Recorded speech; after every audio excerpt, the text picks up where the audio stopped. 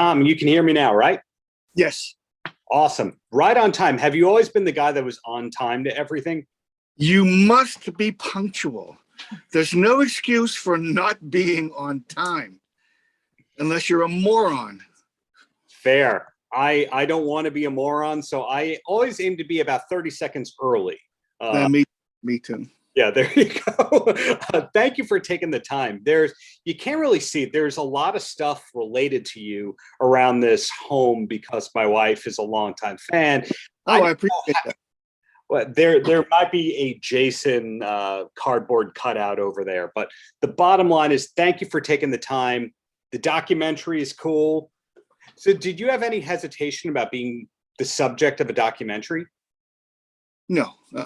There's been a few. There's been Scream Greats that Fangoria did. I'm Going to Pieces. There's been a few, actually. So, no. I ask that because some people have problems with seeing themselves on camera and then also being complimented on camera. Like they want to be behind the scenes thought of highly, not publicly. No, I don't mind at all. You know, I was a stage actor for 8 years in North Carolina.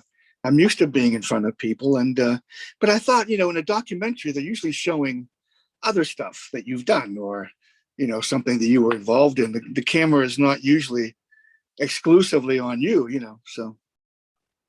Is there anything that you learned about yourself by being the subject of a documentary? Because it's through other people's eyes about your greatness. And you're probably not sitting around thinking, hey, so that award I won and that big thing I did, Well, if you notice in Smoke and Mirrors, sometimes my hair is long, sometimes it's short.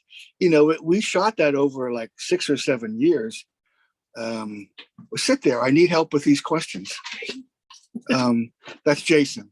Hi. Hey, Jason. But wait, what were we talking about? Oh, I showed it in Montreal, and I got up afterwards and apologized to the crowd for all the personal stuff. And they were like, no, that's what we want, Yeah. So did I learn anything? Yeah. I learned that it's one thing to know me from the screen or from what you see in Fangoria magazine or whatever. It's another thing to know more about my personal life. And people seemed to be very interested in that, I can only imagine. For example, there's only so many times that we can listen to the Beatles. Once you learn what the people behind the music were actually going through at the time, it gives new life to the art and the inspiration, and it becomes new again in a different kind of way. That's how I look at it, at least. Yeah, I don't think I care about that. I don't need to see, not necessarily the Beatles, but a symphony. I don't need to see people close-ups of them playing the violin. I just want to hear the music. To me, music is one of the purest forms of meditation. If you're going to meditate and you concentrate on your breathing sound to stop thoughts from coming into your head, well, music is constantly interrupting those thoughts, and that's what meditation is. So, and music is what emotions sound like. So why did I go off on that tangent? Because I was talking about learning about the people behind the art. Oh yeah. I don't care about that. Unless it's like, I read Oliver Reed's book and I learned so much about his private life. Peter O'Toole, Richard Burton. I've read all their lives. So there are certain people that I am and want to know more about their private lives. But musicians, I don't know, I can't think of any musicians that I would read their biographies or autobiographies, Well, I guess that says, and I'm learning something about myself right now. I'm more interested in actors than musicians, right? Something that relates more to me, Well, you check a lot of boxes for me because not only the work you've done in film, I'm a big music guy, and you did work related to Slipknot, if that's correct. And you I'm a wrestling guy, and you did work related to Bray Wyatt, if that is correct. And so you've kind of crossed over. Well, it's mostly in name only. I mean, Jason Baker physically creates that stuff, you know. They're simply my client. It's almost like, you know, okay, I have a client, I'm turning the work over to the studio to get it done, you know. But I mean, there are certain things that I have a hand in as far as, you know, design wise. Well, the Black Phone is a prime example of that. The masks, I don't know how much I'm allowed to say about the Black Phone, but we did create the way Ethan Hawke looks in the movie, you know.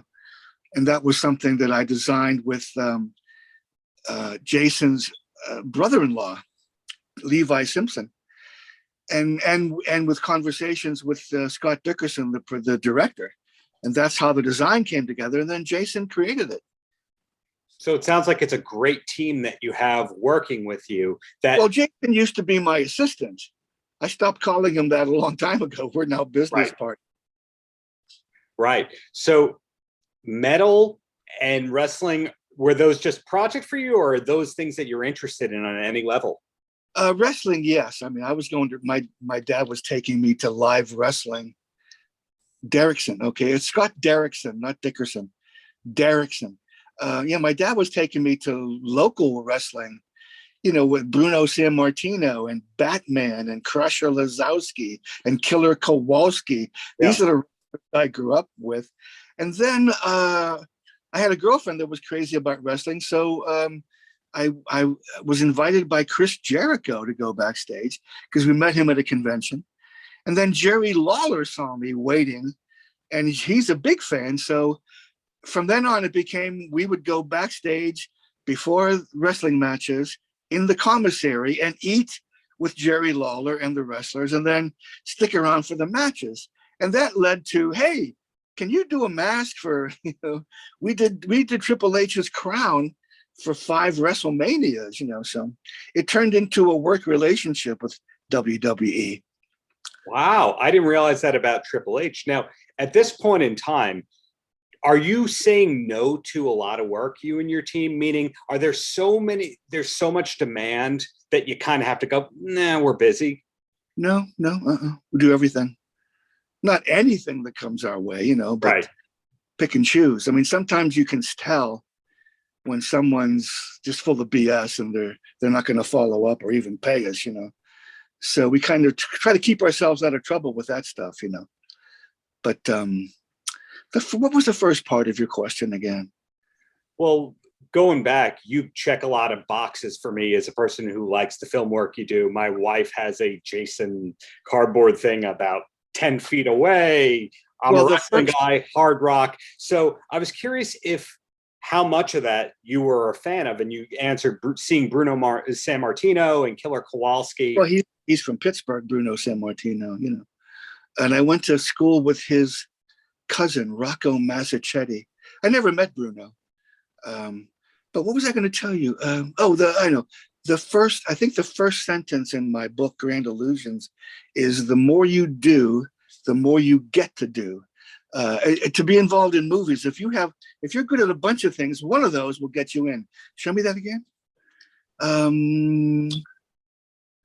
Yeah, so we're friends. Let me see it. We're friends. Don't hold up the cue card and then move it. Sorry, no. We're friends with Corey Taylor. Give me to see it. Jesus, Doyle of Misfits, Alice Cooper. You know, so you know, as far as music goes, we're friends with some pretty prominent rock stars out there. You know. Well, we did Corey Taylor's mask. Yes. Alice Cooper. He simply is a big fan. Whenever he comes to Pittsburgh, he comes here just to hang out in my basement, you know, where all the monsters are.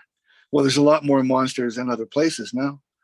But there's pictures on my refrigerator of Alice Cooper with my daughter when she was like 2 years old, of her when she's 14 years old. So Alice Cooper is just a fan. Yeah, and he's featured prominently in Smoke and Mirrors. Yes, which is the reason we're talking in the first place, Smoke and Mirrors.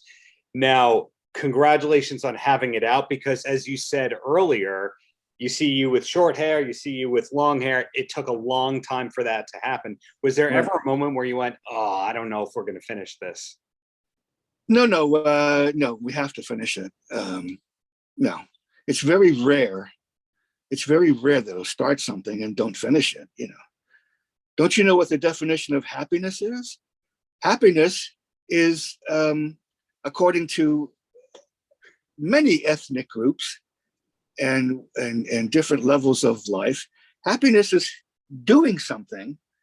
You know, I've just done 20 paintings downstairs, and I have to qualify myself. 2 I threw away, 2 I didn't want to finish. You know, but yeah, there's like so, and it's when you do a project. If I don't quit movies when I'm, you know, it has to be done beginning to end. You signed a contract, you know. I think that's a way of thinking for me anyway, is to finish what you start, you know. Wow. Well, one last question for you, and then you're a free man, because hey, the world wants to speak to Tom Savini. We know that. We got a bunch scheduled today. Yeah. Yeah, I know. I'm lucky I got some time with you. What's on your shirt? What's on your shirt? Eddie Van Halen. The last thing I wanted to know was, is there anything you haven't yet accomplished in the working sense that you're still hoping you can do one day? Well, I mean, sure. I mean, directing a remake of The Most Dangerous Game, a script that I wrote years ago. Makeup wise, I really can't, you know, unless there was we're constantly being asked about creating a new serial killer, because I've given birth to a couple of serial killers, Jason, Leatherface, you know. I want to act in something again, something. Oh. Something I didn't. Well, I can't tell you. I did an audition recently for a TV series that you know and love. I haven't heard back from them yet. But I'm always right. Oh, I know what I want to do. I want to do a stage play.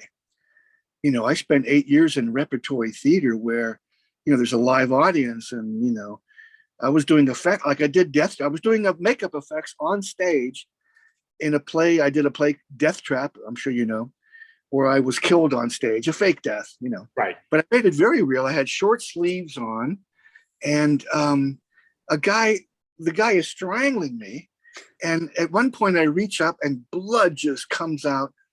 And the audience thought it was an accident, you know, but I simply reached under a couch and grabbed some blood bags, you know, which they weren't aware of because it was part of the fight scene. Right. So making a live audience jump right then and there, that was very thrilling. I did the same thing in a play called Child's Play.